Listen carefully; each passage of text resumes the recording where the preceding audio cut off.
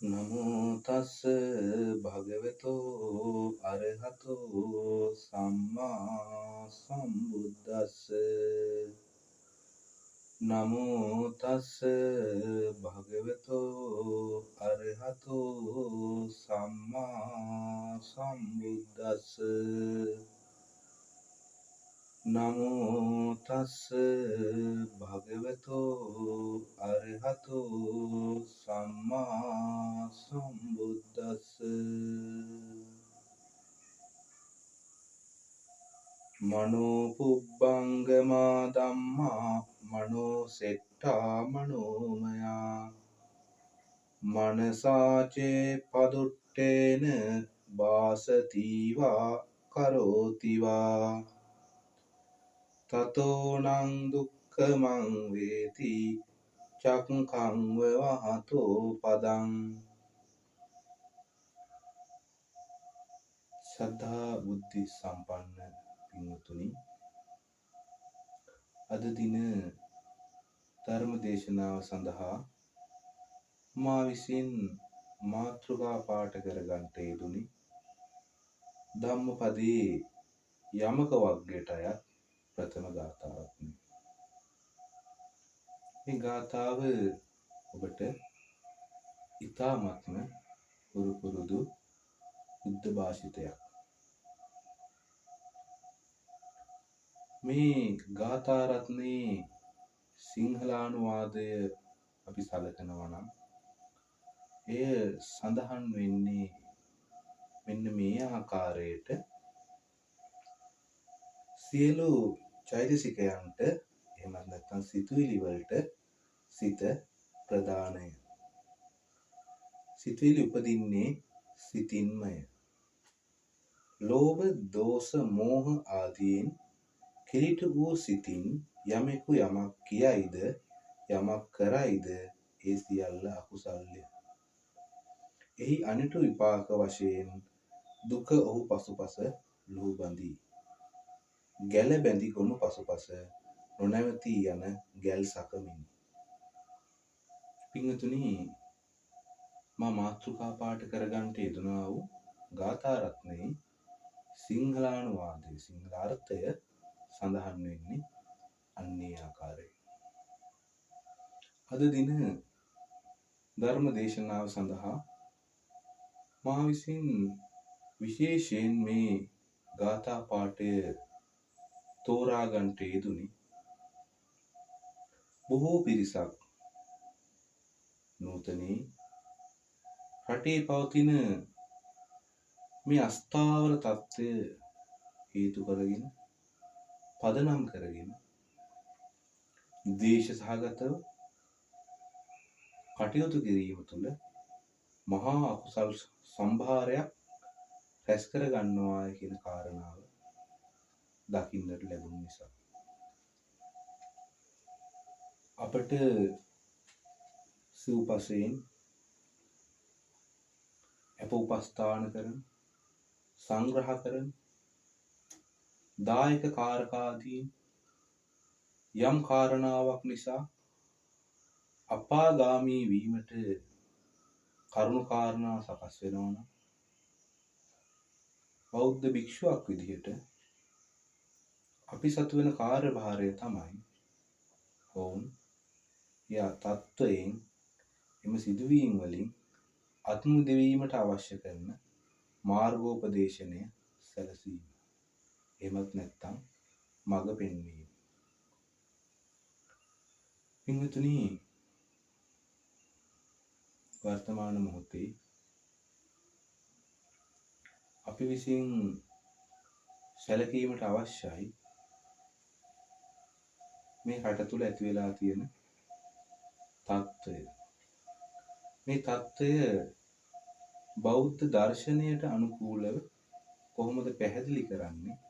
කොහොමද මේ தত্ত্বය සමනය කරගන්නට බෞද්ධ දර්ශනය අනුසාරයෙන් අපි ඉඩහසර පෙන්වා දෙන්න කියන එක තමයි මේ ධර්ම දේශනාව, මේ ගාථා පාඨය මාතෘකාවෙහි තියාගෙන පැහැදිලි කරලා දෙන්න බලාපොරොත්තු වෙන්නේ. ඉතින් පින්වතුනි, ඔබ අප සියලු දෙනාම දන්නවා වර්තමානයේ ගිහි පැවිදි දුප්පත් පෝසත් ජාති කුල ආගම් ભેදයකින් තොරව සියල්ලෝම පීඩාවට පත් වෙලා තියෙනවා. මෙසේ ජනතාව පීඩාවට පත්වීමට හේතුව රාජ්‍ය තාන්ත්‍රය තුළ සිදුනා වූ හොරකම, දූෂණය, වංචාව, අල්ලස ආදී කාරණාවන්. එම කාරණාවන් තුළ රාජ්‍ය ආදායම නැත්නම් රාජ්‍ය ආර්ථිකය කඩා බිඳ වැටීම. එහි විපාක තමයි අපිට භුක්ති විඳින්න ලැබිලා තියෙන්නේ. එතකොට පින්වතුනි, ඔබ අප සියලු දෙනාම පාලන තන්ත්‍රයට ඇඟිල්ල දික් කරනවා. අප සියලු දෙනාම කියනවා පාලකයන් දූෂිතයි. පාලකයන් තමයි රටට මේ දේ කළේ. පාලකින්ට හෙන ගහන්න ඕන.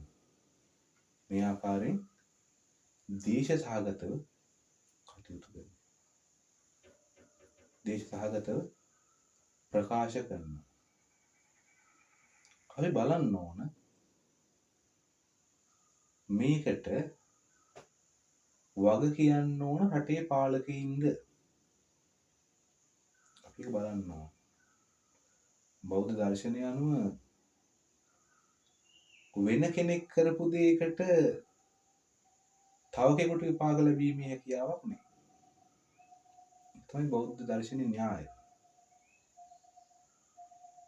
තමන් කරපු දෙයි විපාක තමයි තමන්ට ලැබෙන්න ඕන. ඔබ කියන ආකාරයෙන් මේකට වැරදි පාලකයන් නම්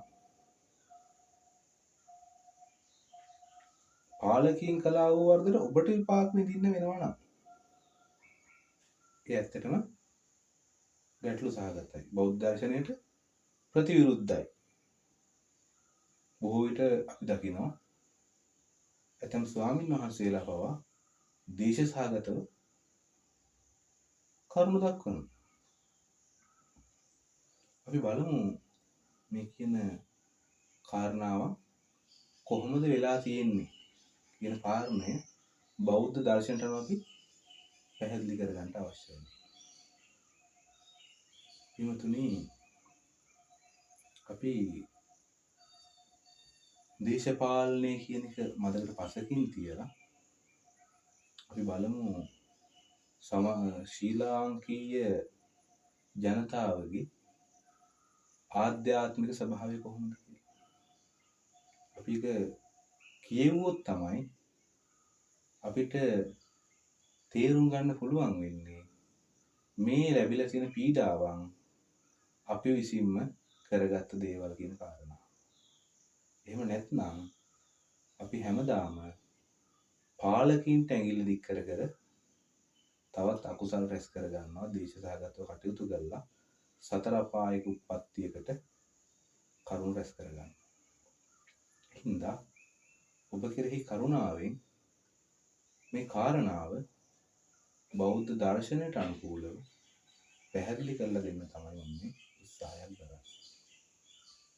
පින්වතුනි, සමස්තයක් වශයෙන් ගත්තාම ශ්‍රී ලාංකික ජනතාවගෙන් 90% පමණ හෝ ඊට වඩා වැඩි පිරිසක් දූෂිතයි.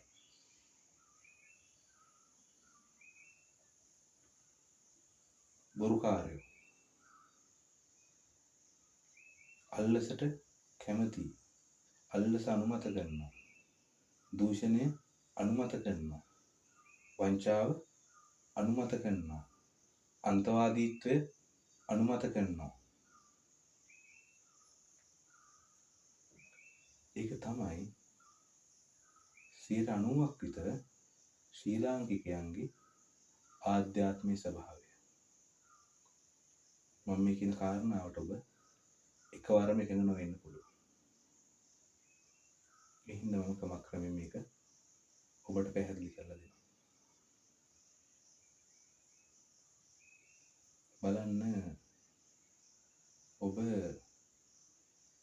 දවසකට තමන්ගේ අභිවෘද්ධිය වෙනුවෙන් කියලා හිතාගෙන තමන්ගේ ලෞකික අභිවෘද්ධිය වෙනුවෙන් කියලා හිතාගෙන බොරු කීයක් කියනවද කියලා. ඔබ ඔබේ හිතින් අවංකව අහලා බලන්න.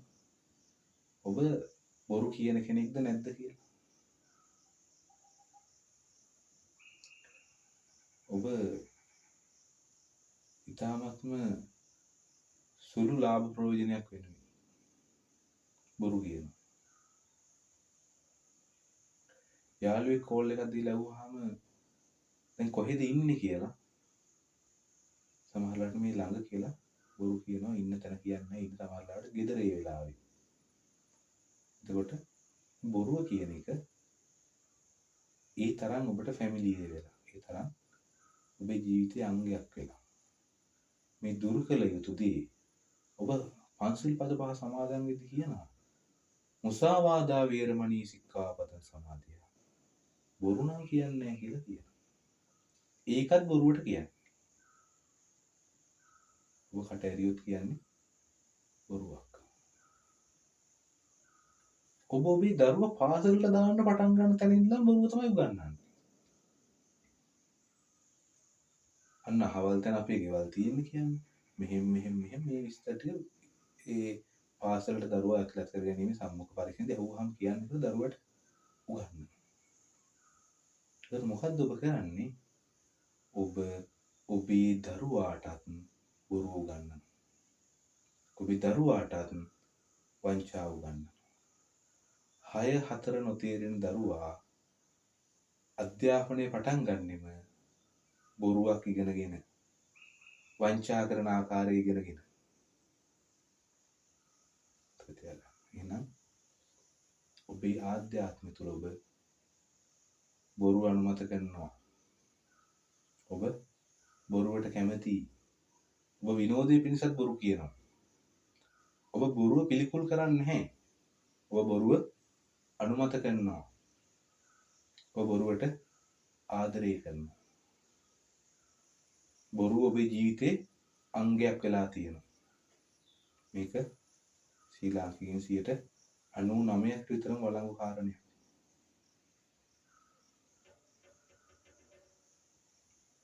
එතකොට බලන්න ඔබේ කැමැත්ත බොරුවට තියෙන්නේ. සත්‍ය හා අසත්‍ය කියන දෙක ඔබට තෝරන්න දුන්නොත් ඔබ අනිවාර්යෙන් අසත්‍ය තමයි තෝරගන්නේ. ඔබ බොරුව තමයි තෝරගන්නේ. ඔබ සත්‍යයට කැමති නැහැ. ඔබ බොරුවට කැමති. ඔබ අසත්‍යයට කැමති. ඔබේ ආත්මයේ ස්වභාවය ඔබ බොරුකාරයෙක්. ඔබ බොරුව ප්‍රිය කරනවා. ඉන්දේ ඔබ බොරුව තෝරගන්න. ඒ වගේම ඔබ අල්ලස ප්‍රිය කරනවා. ඔබ අල්ලසට කැමතියි.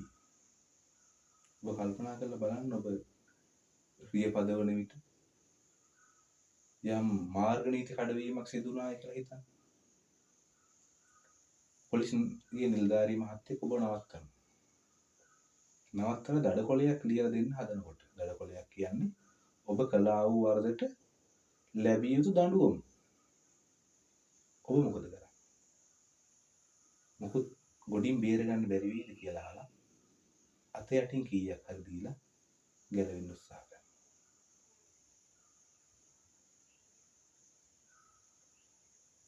බැරි වෙලා හරි නිලධාරී මහත්තයා ඒ දින පගාව ප්‍රතික්ෂේප කළොත් දඩකොලේම දුන්නොත් මොකද කරන්නේ? මම දැකලා තියෙනවා. ඔබ ගෙදර යනකම්ම අර පගාව ප්‍රතික්ෂේප කළ නිලධාරියට බැන යනවා. ඔබ දුන්න පගාව නිලධාරිය ගත්තනම් එහෙනම් ඔබට සතුටුයි. ඒ කියන්නේ ඔබේ ආධ්‍යාත්මය කියනවා පගාව දීම වරදක් නෙවෙයි. පගාව ගන්න එකත් වරදක් නෙවෙයි. කවුරු හරි කෙනෙක් ඔබට කිව්වොත් මම අද දිනවල පොලිසියෙන් මාව නැවැත්තුවා කියලා බහන්නේ කීයක් හරිද බේරලා ඉන්න කතා කරේ නැද්ද? ඔහුන්ට අතයටින් කීයක් හරි දුන්නා නම් ෂේප් එකේ එන්න තිබුණා. ඔබ එහෙමයි කියන්නේ.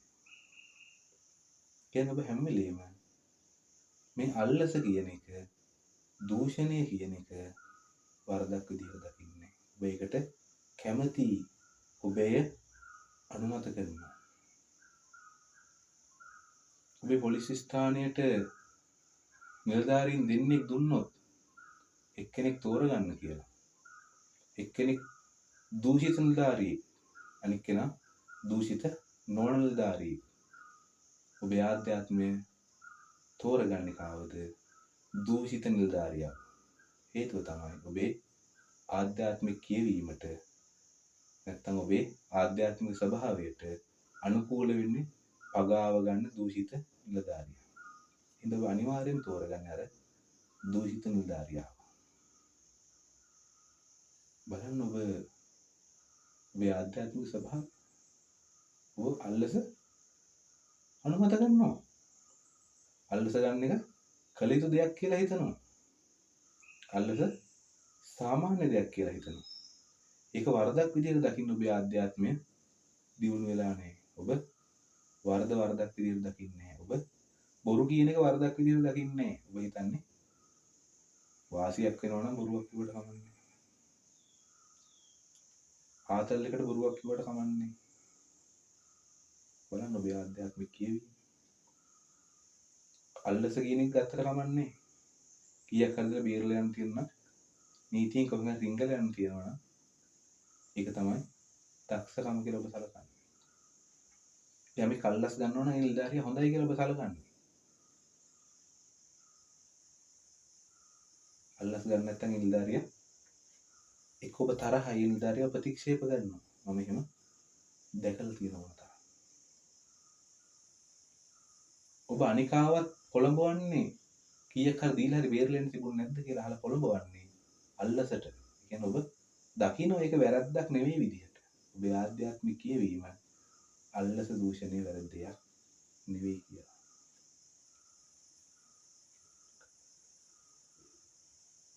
ඔබ පින්වතුනි හොරකමට කැමති. ඒක ඔබේ ආධ්‍යාත්මික ස්වභාවය. ඔබ ආයතනයේ තියෙන පුස්කැප් කොලේ පවා තමන්ගේ පරිභෝජනය පිණිස අරන් යනවා. බස් එකේ පුළුවන් නම් හොරෙන් යන්න සල්ලි නොදී ඔබ ඒ කරන්නේ බොහොම කැමැත්තෙන්. කොහේ හරි වත්තක ඔබ එනකොට පොල් ගෙඩියක් වැහිලා තියෙනවා දැක්කොත් ඔබ මොකද කරන්නේ? ඔක අහුලගෙන එනවා. අදින්නා දානා වේරමණී සික්ඛාපදං සමාදියාමි කියලා කිව්වට ඔබ ඒක වචන ටිකක් විතරයි ඔබට. නැත්තම් ගරුතර මහා සංඝරත්නය ඔබ දවසට කීපාරක් තිසරණ සහිත පංචශීලයේ පිහිටවනවද කියන්නේ උඩ ඉන්න දෙවියන් වහන්සේවත් දන්නේ නැතුව ඇති. ඒ තරම් ඔබ තිසරණ සහිත පංචශීලයේ පිහිටවනවා. ඔබත් ගිරව් වගේ කියන. හැබැයි ඔබ හොරකමට ප්‍රියයි.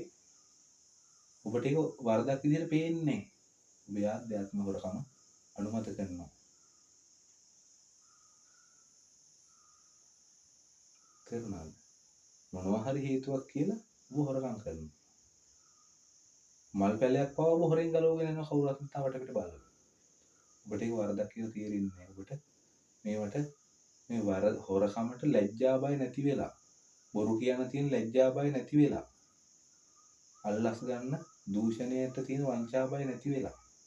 ඒවා වැරදි විදිහටත් ඔබට පේන්නේ. ඒවා කළ යුතු දේවල් විදිහට ඔබට තේරෙන්නේ. බලන්න මේ කියන කතා කී දෙනෙකුට අදාළද කියලා. ඒක ලංකාවේ බහුතරයන්ගේ ස්වභාවය. ඒකට පින්වතුනි ලංකාවේ බහුතරයක් රාජ්‍ය හෝ වේවා පෞද්ගලික හෝ වේවා සේවය කරන පිරිස් හැම වෙලේම බලන්නේ වැඩ නොකර නිකන් කොහොම හරි කාලය ගත කරනවා. තමන් ගන්න පඩියට සාධාරණ සේවයක් සපයන්න ඕන කියන හැඟීම මනුෂ්‍යයන්ට නැහැ.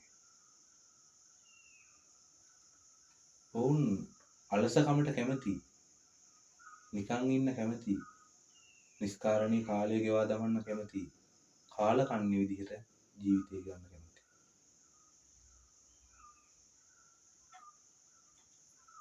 එහෙනම් ඒ වගේ පිරිසක් කැමති වෙයිද කාර්යශූර පාලකයෙක් පත් වෙනවට ආයතනයට කාර්යශූර නිලධාරියෙක් පත් වෙලා එනවට ඒගොල්ලෝ කැමති වෙන්නේ නැහැ.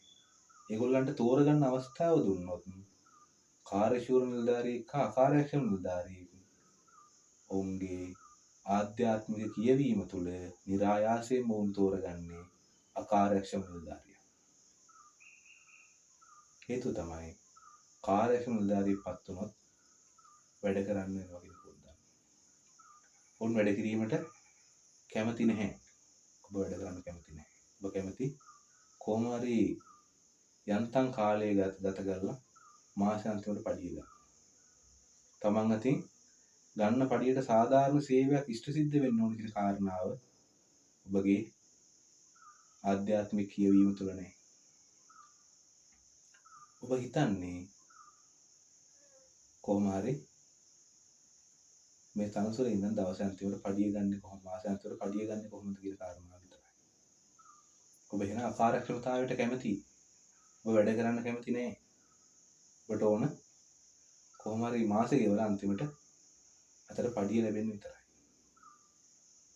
බලන්න ඔබේ ආධ්‍යාත්මික කියවීම මෙහෙම නෙවෙයිද කියලා.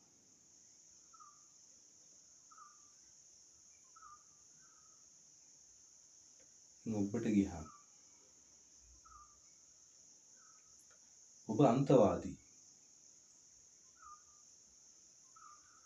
ඔබ මම සිංහලයේ කියන තැන අන්තවාදීත්වයක බැහැගෙන ඉන්නවා. ඔබ කැමති මමත්වයේ තුළ මම උසස්සේ කියලා හිතන්න. මතක තියාගන්න. මේ ලෝකේ මමත්වය කියන්නේ අකුසල ධර්මයක්. ඔබ මේ භවයේ සිංහල වෙන්න පුළුවන්.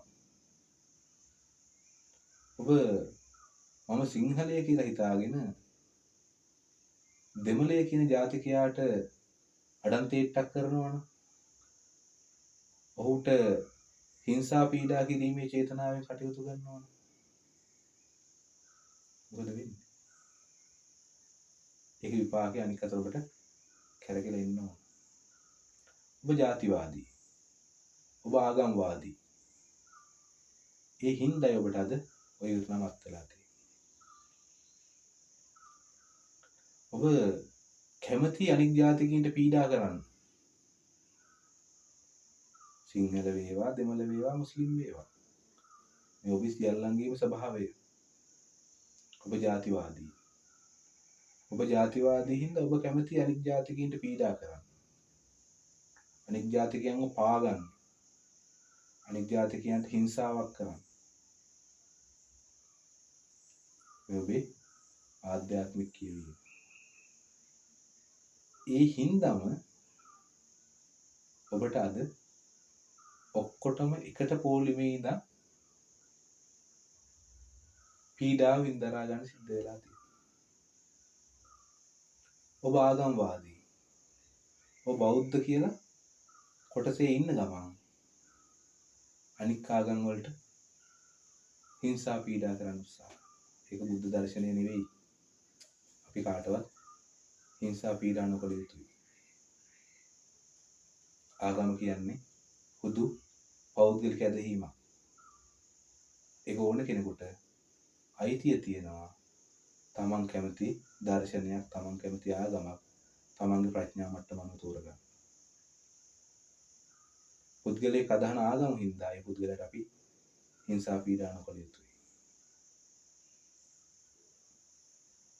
ඒකේ පුද්ගලයාගේ ප්‍රඥා මට්ටමේ හා ආධ්‍යාත්මික ස්වභාවය.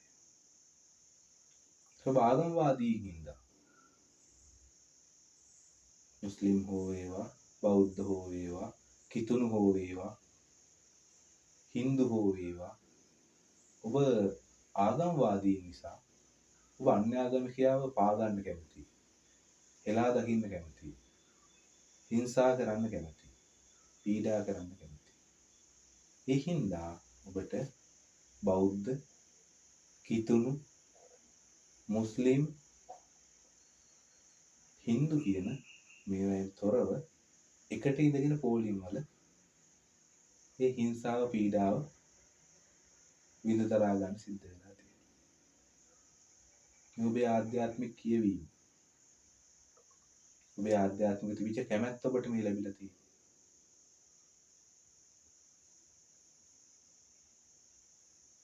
එතකොට පින්වතුනි බලන්න, ඔබ දිහා හැරලා බලන්න. ඔබ ජීවිතේ කවදා හරි අල්ලසක් දීලා නැද්ද? ඔබ ජීවිතේ කවදා හරි බොරු කියලා නැද්ද? ඔබ ගන්න පඩියට සාධාරණ අවංකව සේවයක් කරලා තියෙනවද? ඔබ මම සිංහල ජාතිකයෙක්, මම දෙමළ ජාතිකයෙක් කියන තැන ඉඳගෙන අනික් ජාතිකයන් හෙලා දකින්න කටයුතු කරලා නැද්ද? අනික් ජාතිකයන් පා ගන්න කටයුතු කරලා නැද්ද? උන්ට හිංසාවක් කරන්න කටයුතු කරලා නැද්ද?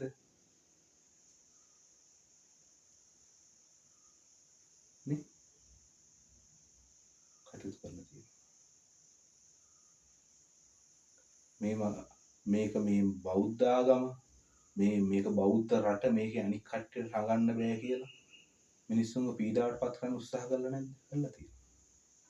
එහෙනම් ඔබේ ආධ්‍යාත්මික කියවීම ඔබ දූෂිතයි, ඔබ බොරුවට කැමතියි, ඔබ වංචාවට කැමතියි, ඔබ හොරකමට කැමතියි, ඔබ වැඩ කරන්න අකමැතියි, ඔබ ජාතිවාදී, ඔබ ආගම්වාදී. මේක තමයි ඔබේ ආධ්‍යාත්මික කියවීම. ඔබ දිහා හැරලා බලන්න. මේ තමයි ඔබ කැමති දේ. ඔබ බොරුවට කැමතියි. ඒ හින්දා ඔබ පත් කරගන්න පාලකයා හැම වෙලේම ඔබට බොරු කියන්නේ නැති,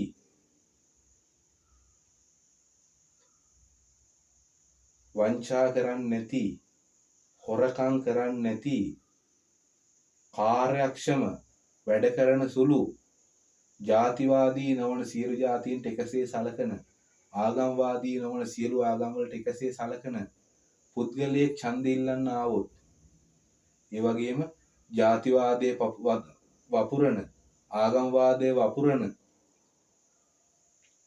බොරු කියන, හොරකම් කරන, අල්ලස් ගන්න, කොමිස් ගන්න, වංචා කරන, දූෂණ කරන පුද්ගලයෙක් ඡන්දය ඉල්ලන්න ආවොත්, ඔබේ ආධ්‍යාත්මය තුල ඔබ નિરાයාසයෙන් තෝරගන්නවා හොරාව, වංචාකාරයව, බොරුකාරයව, ජාතිවාදියව, ආගම්වාදියව. මෙන්න මේ කෙනාව තෝරගන්නවා. ඒකට හේතුව තමයි පින්වතුනි, ඔබට ගැළපෙන කෙනයි ඔබ තෝරන්නේ. ඔබේ දැක්මට ගැළපෙන කෙනයි ඔබ තෝරන්නේ. එහෙනම් ඔබ අතරිනුයි මේ නායකු තේරීපත් උනේ. ඔබ තේරුවේ කවුද? ඔබට ගැළපෙන කෙනා. ඔබ දූෂිත හින්දායි ඔබ දූෂිතෙක් තේරුවේ. එහෙනම් මතක තියාගන්න. වරද ඔබේ. ඔබට පාලකයාට ඇඟිල්ල දික් කරන්න අයිතියක් නැහැ. පාලකයා බලහත්කාරයෙන් ඔබ යටපත් කරගත්ත නෙවෙයි. ඔබයි පාලකයව පත් කළේ. ඔබ පාලකයව පත් කළේ මොකක් හින්දාද? ඔබ දූෂණයට කැමති. කිසිම කතා දෙකක් නැහැ, පාලකයෝ දූෂිතයි. මේ දූෂිත පාලකයව පත් කළේ ඔබනේ. ඔබ පත් කළේ කුමක් නිසාද? ඔබ ආධ්‍යාත්මිකව දූෂිතයෙක් හින්දා, බොරුකාරයෙක් හින්දා, වංචාකාරයෙක් හින්දා, වැඩ කරන්න අකමැති හින්දා, ජාතිවාදියෙක් හින්දා, ආගම්වාදියෙක් හින්දා. එහෙනම් මේ පාලකයා තුලින් නිරූපණය වෙන්නේ ඔබේ ස්වභාවය. හොරු රැලක් තමන්ව පාලනය කරගන්න පත් කරගන්නේ ලොකුම හොරා. ඒක තමයි වෙලා තියෙන්නේ. බොරුකාරයෝ රැලක් අතර නායකයා වෙන්නේ ලොකුම බොරුකාරයා. ඒකයි ඇත්ත. දූෂිත රැලක් අතර නායකයා වෙන්නේ ලොකුම දූෂිතයා.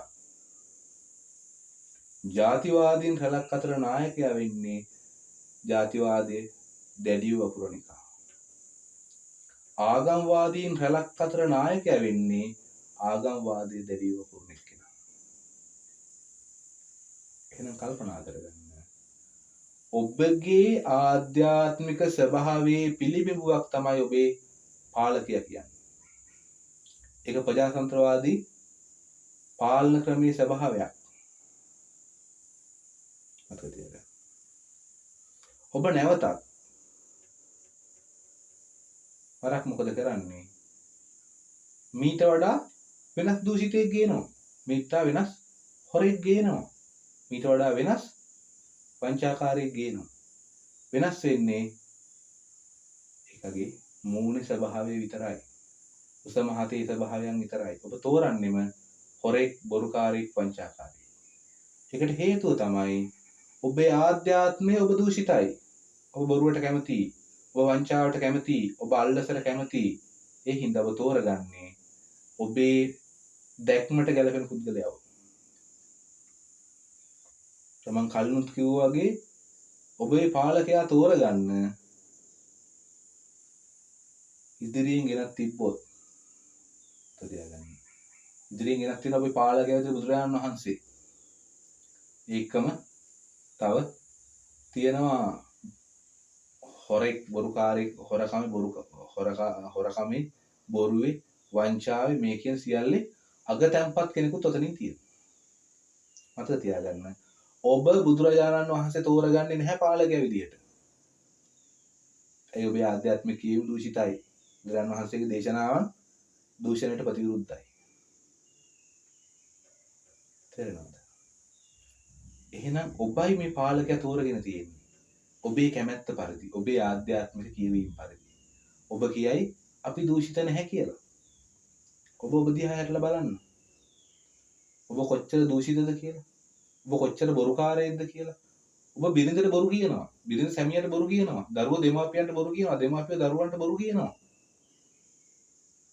ඔබ කාර්යාලයට බොරු කියනවා. ඔබ මහජනතාවට බොරු කියනවා. මිතුරන්ට බොරු කියනවා. ඔබ බොරුකාරයෙක්. එහෙනම් ඔබට හම් වෙන්න ඔබ පත් කරගත්ත පාලකයාත් ඔබට වඩා ලොකු බොරුකාරයෙක් වෙන්න ඕන. ඒකයි ඔබේ කියවීම. ඔබ අල්ලස් ගන්නවා නම් අනිවාර්යෙන් අල්ලස් ගන්නවා. ඉන්දිකාට තුඩක් හරි ඔබ අල්ලස් විදියට අරන් තියෙනවා. නෑ කියලා කියන්න බෑ.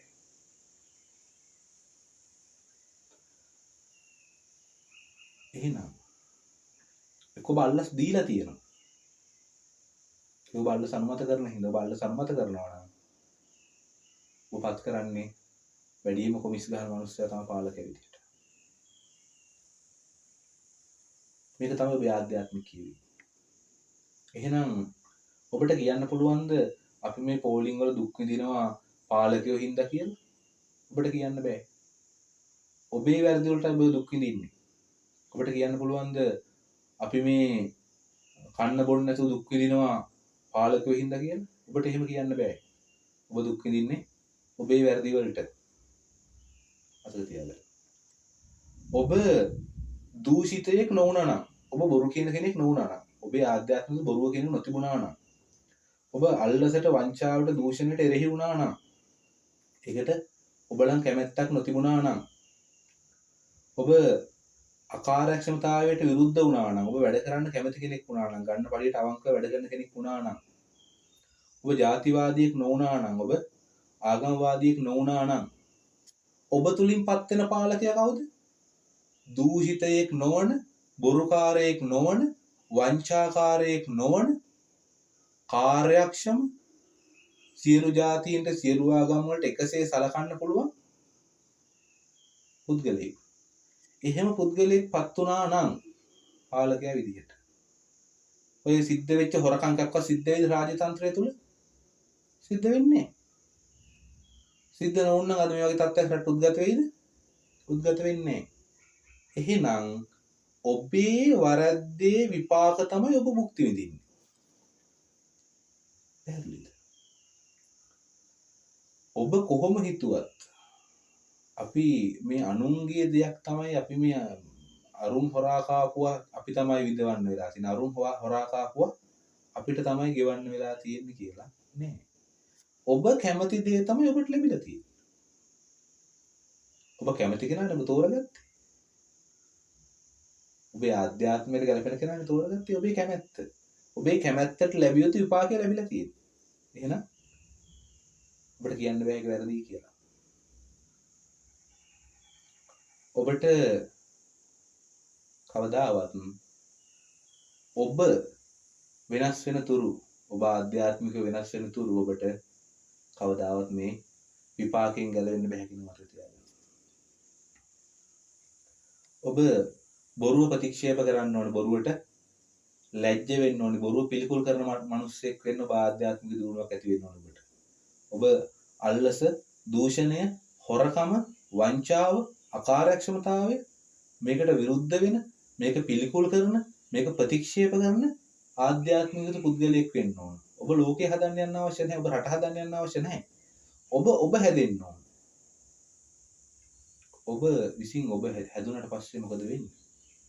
නැවත මැතිවරණයක් තියෙන දවසක දූෂිත හා අදූෂිත කියන කඳවුරු දෙකක් අතර තරගයක් තියෙනකොට ඔබේ ආධ්‍යාත්මික කියවීම අදූෂිතේ ඔබ හොයන්නේ දූෂණයෙන් තොර කෙනෙක්. ඔබේ තෝරා ගැනීම දූෂණයෙන් තොර කෙනෙක්. අන්න එතකොට මේ රට ඔටෝමැටිකලි හැදෙනවා. ඉබේම හැදෙනවා. එහෙනම් ඔබ පාලක වෙලවට අරගල කරන්න එපා. පාර්ට බෑලා කෑ ගහලා දේශ සහගතලා කටයුතු කරන්න එපා. ඔබ තේරුම් ගන්න. මේක අපි විසින් වපුරපු දේ අස්යන තමයි හම්බෙලා තියෙන්නේ. අපි පොඩියට වපුරපු දේ ගහක් වෙලා කරල් හැදලා යනකොට ලොකුවට ඇවිල්ලා තියෙනවා. ඒක තමයි අපිට මේ විඳින්න වෙලා තියෙන්නේ කියලා ඔබ තේරුම් ගන්න. තේරුම් අරගෙන ඔබ විසින් ඔබ නිවැරදි වෙන්න. ඔබ දිහා බලලා ඔබ නිවැරදි වෙන්න. ඔබ දේශ සහගතව කටයුතු කළා කියන එකකින් කිසිම ප්‍රයෝජනයක් නැහැ. ඒක ඔබට මෙලොව වශයෙන් හා පරලොව වශයෙන් අනර්ථය පිණිසමයි පවතින්නේ. ඔබට ওই ටික කොහොමද ගෙවල ඉවර කරන්න වෙනවා. ඔබ කවර පාලකෙක් පත් කරගත්තත් ඔය දුක්ඛිත කාලය ඔබට ගෙවල ඉවර කරන්න වෙනවා. මොකද ඔබ රැස් කරගත්තා වූ කර්මයේ විපාක තමයි ඔබට හම්බෙලා තියෙන්නේ. ඒ පෞර්ත විපාක ටික හම්බෙලා තියෙනවා. වර්තමාන භවයේ ලැබිය යුතු විපාක ටික ලැබිලා තියෙනවා. ඔබ දූෂණීය වංචා හොරකම මේ කියන අකුසල ධර්මයන් අනුමත කරපු නිසා. එහෙනම් දැන් ඔබ ඔබේ ආධ්‍යාත්මය නිවැරදි කරගන්න. එතකොට ඊළඟ පාරේ ඡන්දය එනකොට ඔබ දූෂණයෙන් තොර පුද්ගලයෙකු ඔබේ පාලකයා වශයෙන් පත් කරගන්න. එතකොට මේ රට නිකම්ම හැදේවි. රට හැදෙනවා කියන එකේ තේරුම තමයි ඔබ ආධ්‍යාත්මිකව දියුණු වෙනවා කියන එක. රටක් දියුණු වෙන්න නම් මිනිස්සු ආධ්‍යාත්මිකව දියුණු වෙන්න ඕන. මේ ලංකාව කියන රට මේ තත්ත්වයටපත් වෙලා තියෙන්නේ බෞද්ධයි කියලා සම්මත මිනිස්සු ආධ්‍යාත්මිකව මහා පහළ අඩියක ඉන්නේ. මේ බෞද්ධයි කියන ප්‍රජාවට මඟ පෙන්වන භික්ෂූන් වහන්සේලා ආධ්‍යාත්මිකව මහා ප්‍රපාතයක ඉන්නේ. උනුත් මේ උතුම් බුද්ධ චීවරයට මුවා වෙලා ඉන්න ගමන් වංචාව අනුමත කරනවා. වංචාකාරයට පිරිත් නූල් ගැට ගන්න එකෙන් කියන්නේ වංචාව අනුමත කරනවා කියලා. හොරාට හොරකම සම්බන්ධයෙන් කප් ගහපු මිනිස්සුන්ට ගරු සම්මාන දෙනවා. නම්බුනාම ප්‍රදානය කරනවා. මේ චීවරයට මුවා වෙලා ඉන්න මේ දූෂණය, හොරකම, වංචාව අනුමත කරන ආධ්‍යාත්මික ස්වභාවයක් තියෙන පිරිස.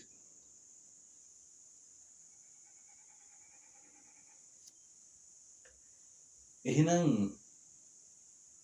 ඒ තුල තමයි මේ මිනිස්සුන්ට මඟ පෙන්වන්න ඕන කට්ටියගේ ස්වභාවය තරකයි. ඔබ දන්නවා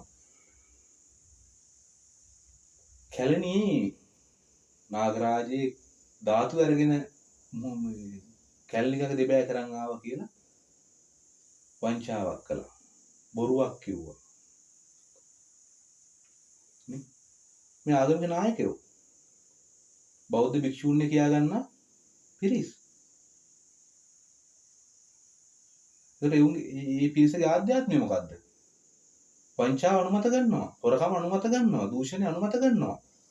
එහෙනම් බුදුරජාණන් වහන්සේ දේශනා කළ මාර්ගය යන පිරිසක්ද නැහැ. ඔබ ප්‍රතික්ෂේප කළ යුතුයි. බෞද්ධ භික්ෂුවක් කියන්නේ ලොකු පන්සලක ඉන්න එකවත් එහෙම නැතුව යාන වාහන ගොඩක් තියෙන එකවත් මහා දායක පිරිසක් ඉන්න එකවත් නෙමෙයි බෞද්ධ භික්ෂුවක් කියන්නේ. ඒකෙන් බෞද්ධ භික්ෂුවක් වෙන්නේ නැහැ. බෞද්ධ භික්ෂුවක් සතුව තියෙන්න ඕන ආධ්‍යාත්මික ගුණ සමුදායක්. තමන් ළඟ රෝපණය කරගත්තා ගුණ සමුදාය තුල තමන් අන්‍යයන්ටත් මඟ පෙන්වන්න. එහෙනම් ඔබ හිතනවද කැලණියේ ඒ ස්වාමීන් වහන්සේ කියලා කියන්නේ සුදුසුයි කියලා මම හිතන්නේ නැහැ. මොකද ආධ්‍යාත්මිකව බැලුවහම හොරකම, වංචාව, දූෂණය මේ කියන සියල්ල අනුමත කරන පුද්ගලයෙක් බෞද්ධ භික්ෂුවක් වශයෙන් සැලකන්න සුදුසුයි කියලා මම හිතන්නේ. එහෙනම් මේ පුද්ගලයා නම් ඔබට මඟ පෙන්වන්නේ. ඔබ හිතනවද කවදාවත් ඔබට යහපතක් වෙයි කියලා? එහෙනම් ඔබ දකින්න කිසියම් භික්ෂුන් වහන්සේ නමක් පන්සලට එන බීමත් පුද්ගලයාව අනුමත කරනවා නම්, ඔහුගේ ආධාර උපකාර අනුමත කරනවා නම්, ඔහු එකෙන් කියවෙන්නේ භික්ෂුන් වහන්සේ බීමත්කම අනුමත කරනවා කියන එක. කසිප්පු පෙරණ මිනිස්සෙක් පන්සලට ගෙනත් දෙන, පන්සල නඩත්තු කරන්න, පන්සල ලොකු කරන්න, පන්සල සංවර්ධනය කරන්න දෙන ආධාර උපකාර පිළිගන්න ඕන එකෙන් කියවෙන්නේ ඒ භික්ෂුන් වහන්සේ අර කියන වැරදි ජීවන වෘත්තිය අනුමත කරනවා කියන්නේ.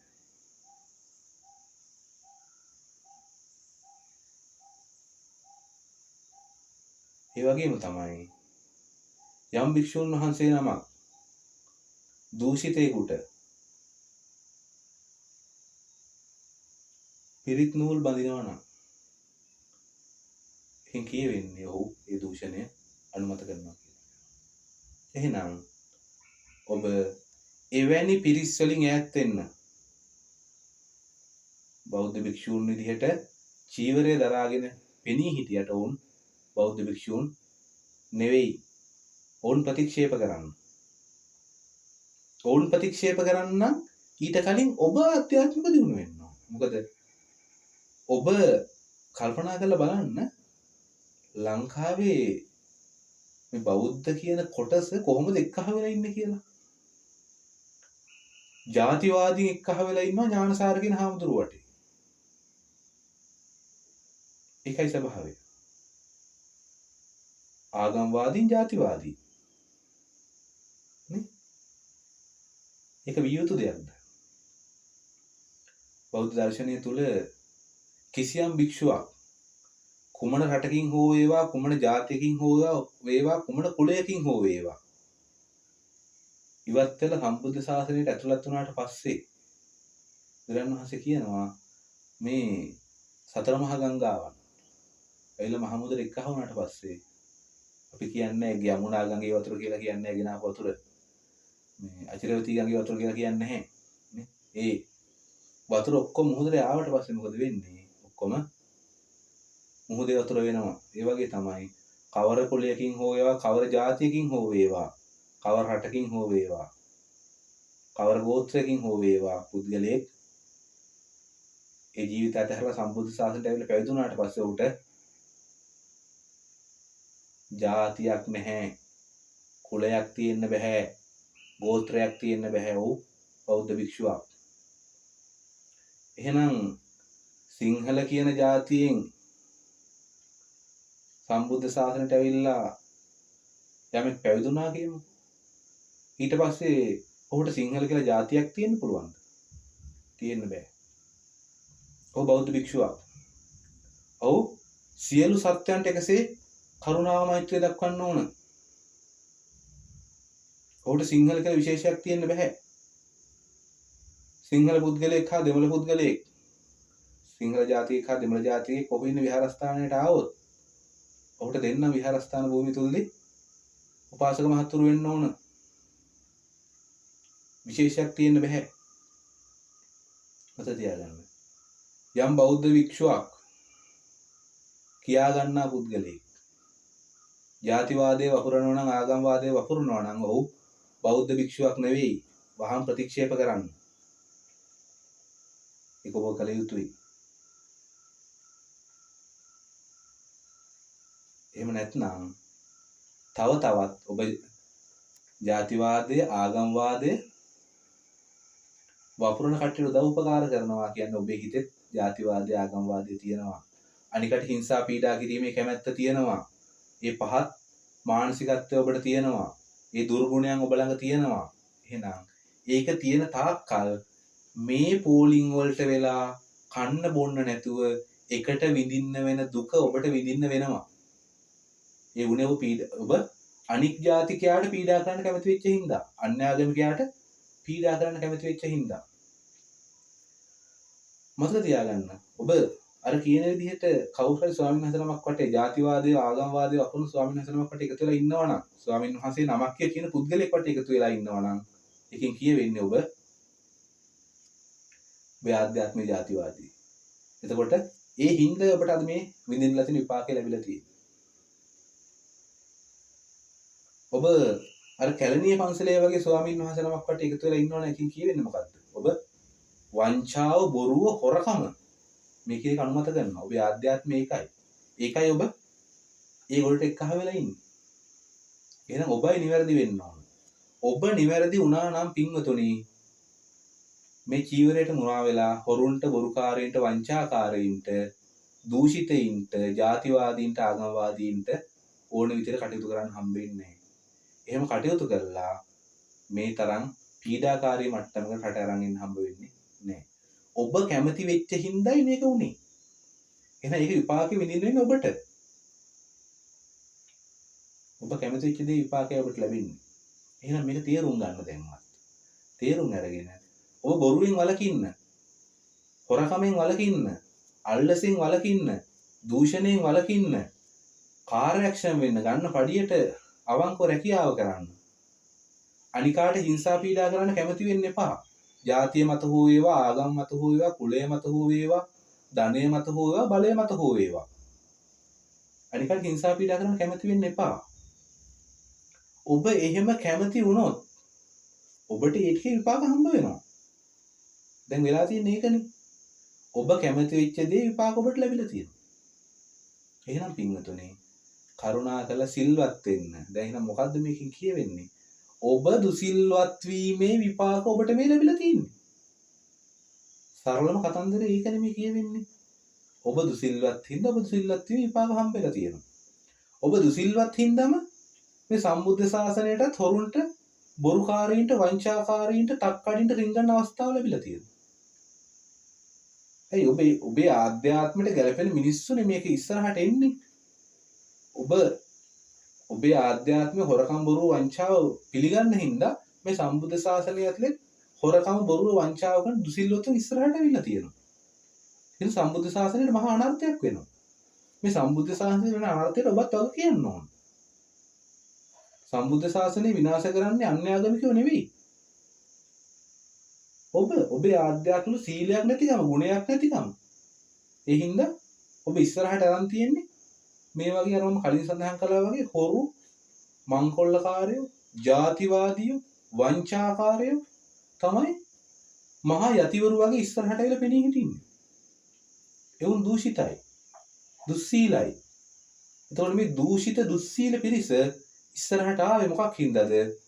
දායක කාරකාදී දුසිල්වත් වෙච්ච හින්දා. ඒ කියන්නේ ඔබ දුසිල්වත් වෙච්ච හින්දා. ඔබ සිල්වත් වුණා නම් ඔබ අනිවාර්යයෙන්ම බොරු කියන, වංචා කරන හාමුදුරන් ප්‍රතික්ෂේප කරනවා.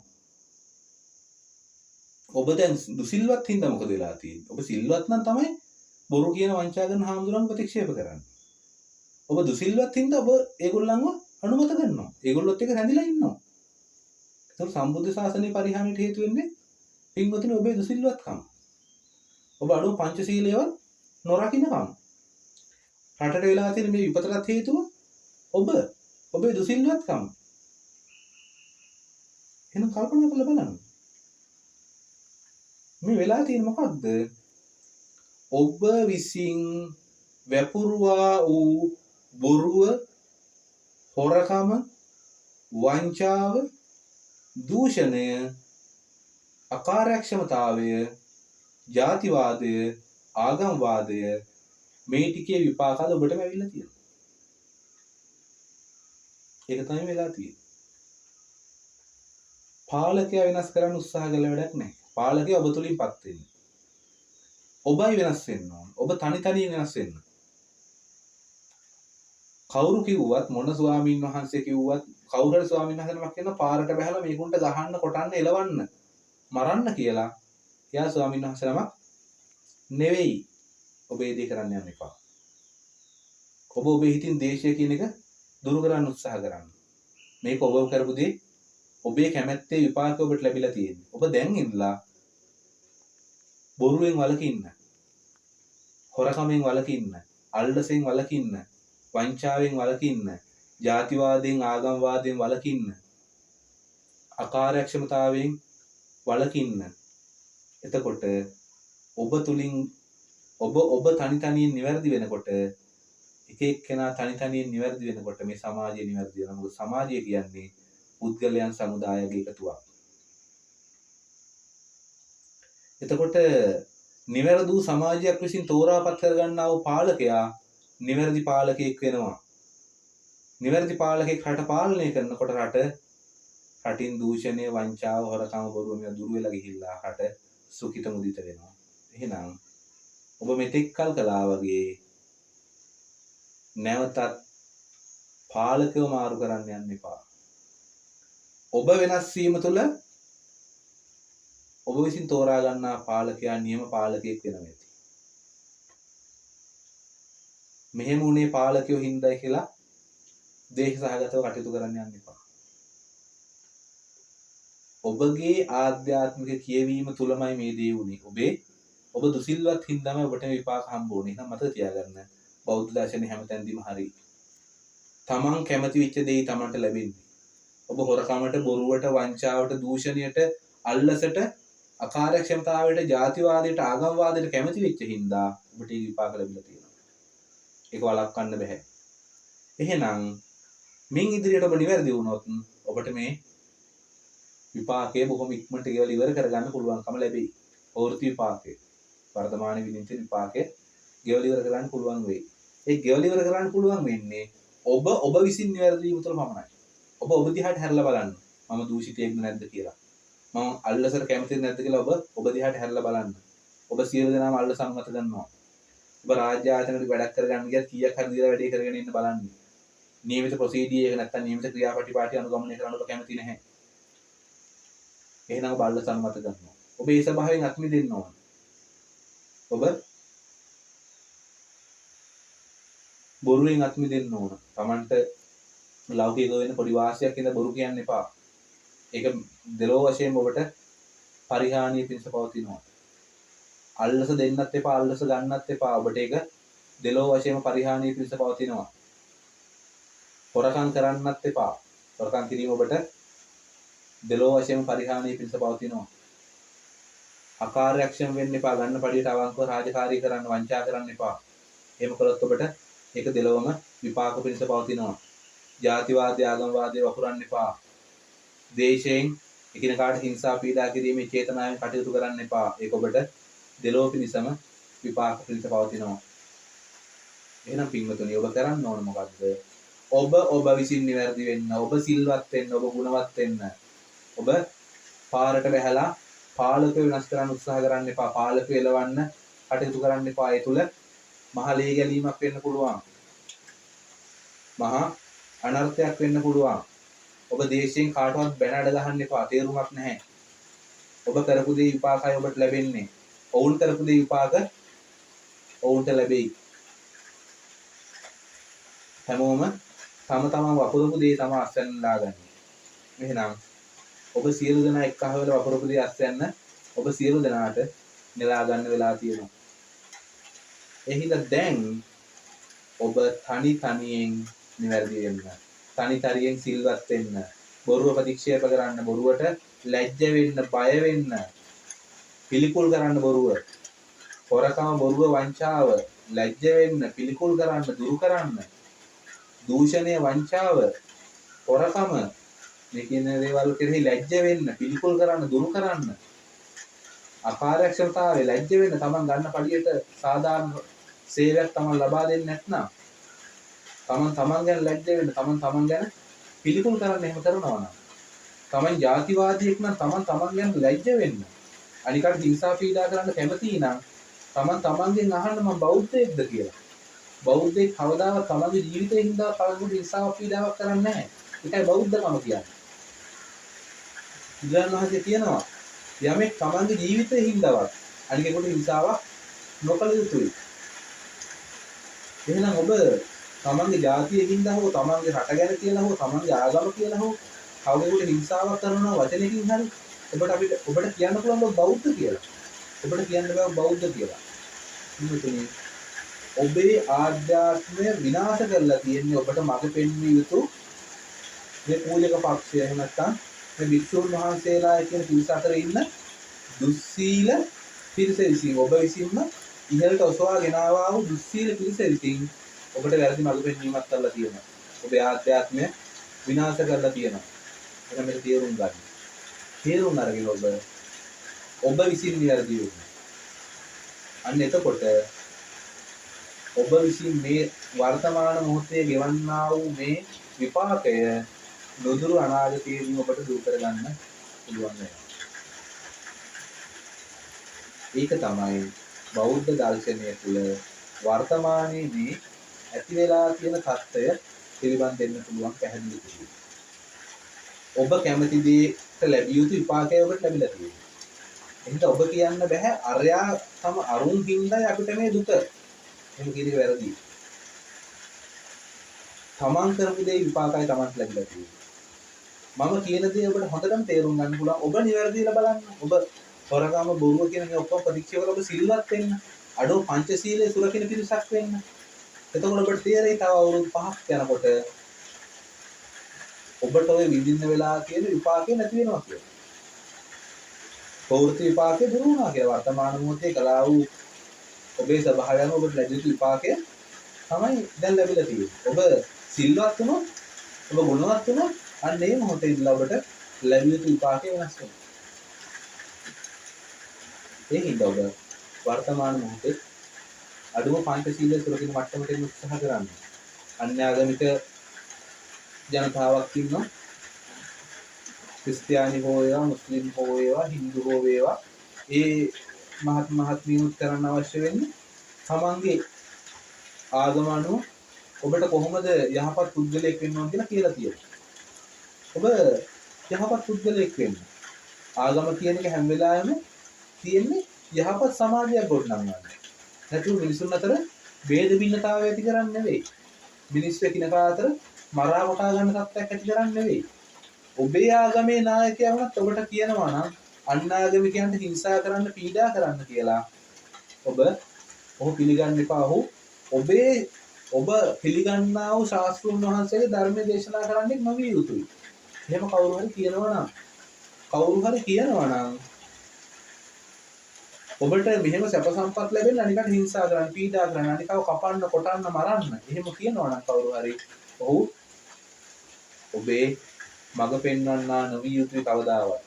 මොකද ඔබේ සැබෑ ශාස්ත්‍රඥ වහන්සේගේ ධර්මම දේශනා නොකරන ඔබට අන්‍යාගමික ඔබටත් කියන්න තියෙන්නේ මෙන්න මේ ආකාරයෙන් ගුණ යහපත් වෙන්න.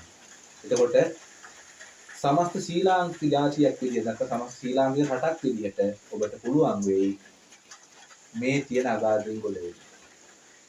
මේ වර්තමාන මොහොතේ විඳින්නලා තියෙන දුක්, කම්කටොළු, මේ කියන පීඩාවන් ඔබේ වර්තමාන දුස්සීලකමේ විපාක. එහෙනම් ඔබ සිල්වත් වෙන්න. කවුරුත් කරපු දෙයක විපාක තව කෙනෙකුට නම් ලැබෙන්නේ නැහැ. ඔබට ලැබිලා තියෙන්නේ ඔබ කරපු දේ විපාකමයි. මතක තියාගන්න. අපි මේ ධර්ම දේශනාව ආරම්භයේදී යමක් මාතෘකා පාඩ කරගත්තා. ඒ මාතෘකා පාඩ කරගත්ත ගාථාව තමයි මම ආය පාරක් මතක් කරන්නම්. මනෝ කුබ්බංගමා ධම්මා මනෝ සෙත්තා මනෝමයා මනසාචේ පදුත්තේන වාසතීවා කරෝතිවා. තතෝනං දුක්ඛ මං වේති චක්ඛං වහතු පදං. බලන්න මේ ගාථාව කොච්චර ගැලපෙනවද කියලා. ඔබේ සිත තුල බොරුවට තිබිච්ච කැමැත්ත විපාක ඔබට ලැබිලා තියෙනවා. ඔබ පස්සේ එනවා දැන් ලෝකෙට. ඒක පීඩාකාරී. ඔබට තේරෙනවා දැන් බොරු කියන එක බොරුවට තිබිච්ච කැමැත්ත ඉඳලා ලැබිච්ච විපාකේ පීඩාකාරී විපාකයක්. නේ? හොරකමට, දූෂණයට, වංචාවට ඔබට තිබිච්ච කැමැත්ත ඉඳලා ලැබිච්ච විපාකේ පීඩාකාරී. අනිකට හිංසා කරන් තිබිච්ච කැමැත්තට, අනික හෙලාදකින් තිබිච්ච කැමැත්තට ලැබිච්ච විපාකේ පීඩාකාරී. නේ? ඔබ ගන්න පඩියට අවංකව රස්සාව රැකියාව කරන නොකරපු හින්දා ඒකට ලැබිලා තියෙන විපාකේ පීඩාකාරී. ඒකට තිබිච්ච කැමැත්ත පීඩාකාරී. බලන්න. ඔබ කරපු දේ විපාක තමයි ඔබට ලැබිලා තියෙන්නේ. එහෙනම් වෙන කවුරුත් කරපු දේ විපාක නෙවෙයි. එහෙනම් දැන්වත් දේශ සහගත වෙන නවත්තන්න. දැන්වත් හොරකම බොරුව වංචාව නවත්තන්න. දැන්වත් සිල්වත් වෙන්න. තාමත් මෙච්චර මෙහෙම වෙලා තියෙද්දි ඔබ හොරකම් කරනවා, බොරු කියනවා, වංචා කරනවා. තාමත් ඔබ හිතලා නැහැ මේකේ සැබෑ ස්වභාවය දැකලා නැහැ. ඔබ හිතනවා පාලකයා වෙනස් කළොත් මේක හරියයි. පාලකයා වෙනස් කළොත් මේක හරියයි. සිල්වත් පාලකෙක් ආවොත් ඔබේ ආධ්‍යාත්ම දුසිල්වත් වෙලා තියෙද්දි ඔබ අතරින් සිල්වත් පාලකයෙක් එයිද? එන්නේ නැහැ කවදාවත්. කවමදාවත් එන්නේ. ඇයි ඔබේ තෝරා ගැනීම හැම වෙලේම ඔබේ දැක්මට අනුකූලයි. ඔබේ දැක්ම දුසිල්වත්. ඔබේ දැක්ම වංචාවට මත ගන්නවා. එහෙනම් ඔබ නිවැරදි වෙන්න. එතකොට පාලකයා ඉබේම වෙනස් වෙයි. එතකොට මේ වරද නිවැරදි වෙයි. මතක තියාගන්න පින්වතුනි. ඔබ සැබෑ බෞද්ධයෝ වෙන්න. සැබෑ බෞද්ධයෙක් කියන්නේ කවුද කියලා ඉගෙන ගන්න. එතකොට ඔබට පුළුවන් වෙයි මේ තියෙන වර්තමානයේ ඔබට එල්ලලා තියෙන පීඩාවන් දුරු කරගන්න. ඔබට ඒක සසර ගමන පිණිස යහපත් ආකාරයෙන් පවතී. ඔබට ඔය ඇතිවෙන තියෙන දුක් පීඩාවලදී ඔබ කවුරුත් කෙරේ දේශසහගත වෙන්න එපා. ඔබ තුල හටගන්න දේශය ඔබටමයි අනර්ථ කර වෙන්නේ. ඔබ පාලකයා කෙරෙහි හෝ වේවා නැත්නම් වෙන කවුරුන් කෙරෙහි හෝ වේවා දේශයක් ඔබේ හිතේ ඇති කරගත්තොත් ඒ දේශය තුළ ඔබ දැවෙනවා. වර්තමාන මොහොතේ ඔබට තේරෙනවා හිතේ තරහක් ඇති වුණාම මහා පිච්චීමකින් ශරීරය දැවිලා යනවා. මරණින් මතු මොකද ඔබට වෙන්නේ? මේ දේශසහගත වීම තුළ නිරේ මහා දුකක් විඳින්න වෙනවා. ඒකින්ද බෞද්ධ දර්ශනය තුළ කියන්නේ ඔබට යමෙක් පහර දුන්නා ඔබ දේශයක් ඇති කර නොගත යුතුයි. ඔබට යමෙක් පහර දෙනකොට ඔබ දේශයක් ඇති කරගත්තොත් අර පහර දෙන පුද්ගලයා ඔබට කළා වූ යම් අනර්ථයක් තියෙනවනේ.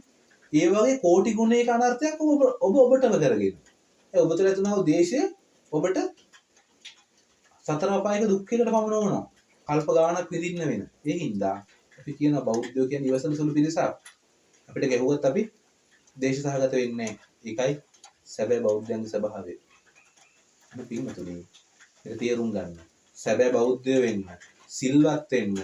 මේ ප්‍රශ්න තියෙන එකම විසඳුම ඔබ සිල්වත් වෙන එක. පාලකයා ගිහිල්ලා වට කරලා ගහලා එලවලා මරණ එක නෙවෙයි. ඒ මරුවත් ඔබ අතරින්පත් වෙන තව දූෂිතයෙක්. ඔබ දූෂිතින්ද? ඒක නෙවෙයි වෙන්න ඕන. ඔබ සිල්වත් වෙන්න, ඔබ ගුණවත් වෙන්න. හොරකම් කළා වූ පාලකීන්ට ඒකට විපාක ලැබෙයි. ඒක නොලැබී තියන්නේ. එයාලා කියලා මේ ධර්මතාවයෙන් ගැලවෙන්නේ නැහැ. කර්මය හැමෝටම පොදුයි. කර්මය හැමෝටම එකම හැන්දෙන් බෙදන්නේ. ඒකින්ද එයාලා කරපු දෙයට විපාක එයාලට ලැබෙනවා. ඔබ ඒ සම්බන්ධයෙන් කලබල විය යුතු නැහැ. දැන් ඔබට ලැබිලා තියෙන්නේ ඔබගේ ආධ්‍යාත්මික ස්වභාවයට ඔබේ තිබිච්ච කර්මයන්ට ඔබ සිදු කළා වූ කර්මයන්ට විපාක තමයි ලැබිලා තියෙන්නේ. ඔබේ කැමැත්තට අනුව තමයි ලැබිලා තියෙන්නේ. එහෙනම් මොකද වෙන්නේ? ඔබ විසින් නිවැරදි වෙන්න. වෙන කාටවත් ඔබ දඬුවම් දෙන්න යන්න අවශ්‍ය නැහැ. දඬුවම නුදුරු අනාගතයේ ඔබට දැකිය හැකි ආකාරයෙන් ලැබේවි. ඒ හින්දා ආයෙත් ඔබට කියනවා ඔබ සිල්වත් වෙන්න. ඔබ තනි තනියෙන් සිල්වත් වෙන්න උත්සාහ කරන්න එච්චරයි. අවසානයේ සමස්ත ප්‍රතිඵලයේ විදිහට සමාජයේම නිවැරදි වෙලා තියෙයි. තනි තනි පුද්ගලයා සිල්වත් වෙන්න පටන් ගත්තාම, ගුණවත් වෙන්න පටන් ගත්තාම සමස්ත සමාජයක්ම නිවැරදි වෙයි. ඒ තුලින් වඩාත් නිවැරදි සිල්වත් ගුණවත් පාලකයෙක්පත් වෙයි. ඒ පාලකයාපත් වීම තුළ රට සුඛිත මුදිත භාවයටපත් වෙයි. ඔබට සිල්වත්කමේ මනාව විපාකයන් අස්පනා අපිටම දකින්න ලැබෙයි. වෙන මොකුත් කරන්න එපා. ඔබ විසින් සිල්වත් වෙන්න. ඒක තමයි ඔබට බෞද්ධ දර්ශනයට අනුව පෙන්වා දෙන්න තියෙන කාරණා. සියලු දෙනාටම තෙරුවන් සරණයි.